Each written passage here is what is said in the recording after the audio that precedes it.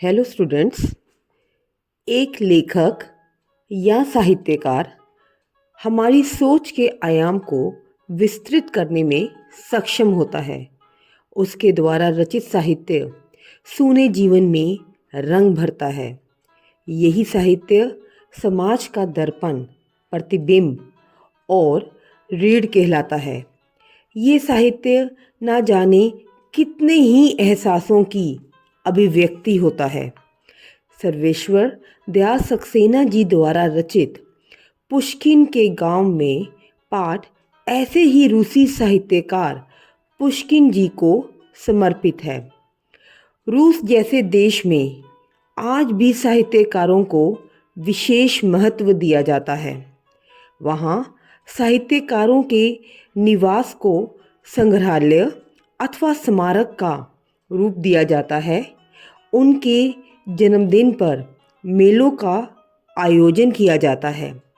ऐसे ही एक काव्य समारोह में सर्वेश्वर दयाल सक्सेना जी को जाने का अवसर मिला। उस काव्य समारोह का नाम था पुष्किन काव्य समारोह। ये काव्य समारोह पुष्किन के गांव मिखान लोवस्कोय में आयोजित किया गया था।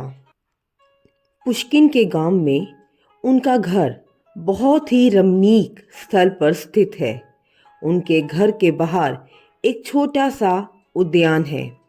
उद्यान से आगे चले जाएं तो एक तरफ स्रोत नदी बहती है और दूसरी तरफ जाएं तो रमणीक जंगल के दर्शन होते हैं।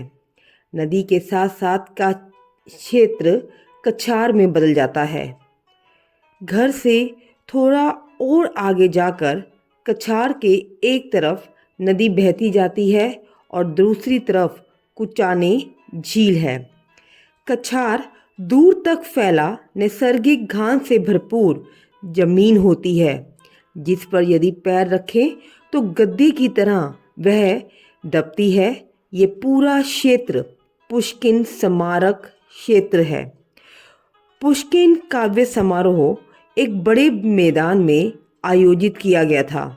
ये मैदान पुष्किन वनखंडी के बाड़े के बाहर स्थित था। मुख्य समारोह का मैदान आदमी, औरतों और बच्चों से खचाखच भरा था। मेले का सा वातावरण था।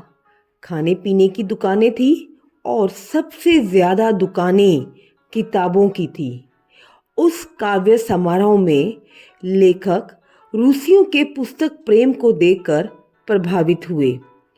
रूसी बच्चे किताबें उसी तरह खरीद रहे थे जैसे मेले में गुब्बारे खरीदते हैं।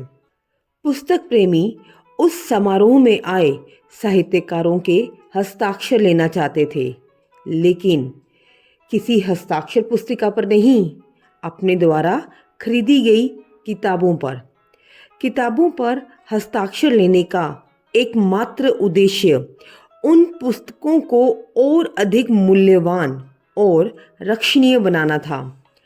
वहाँ की अनुशासन व्यवस्था को देखकर लेखक चकित थे। अगली सुबह उस समारोह में आए सभी साहित्यकार सयातो गो सरकी मठ, जहाँ पुष्किन की समाधि थी, वहाँ श्रद्धा सुमन अर्पित करने गए। समाधि पर फूल चढ़ाने का कार्य राजकीय सम्मान के साथ संपन्न हुआ। बच्चों, इसी के साथ इस पाठ का अवलोकन भी यहीं समाप्त होता है। लेकिन अंत में मैं इतना ही कहना चाहूँगी कि पुस्तकों का मूल्य रत्नों से अधिक होता है। पुस्तकें जिंदगी का वह अस्त्र है जो बिना घाव दिए हमें जीत हासिल करने में सहायता करती हैं। अतः पुस्तक प्रेमी बनिए, मोबाइल प्रेमी नहीं। वह दिन दूर नहीं जब सुनने में आएगा कि बंद अलमारी में पुस्तकों ने आत्महत्या कर ली और आरोपी का नाम होगा मोबाइल।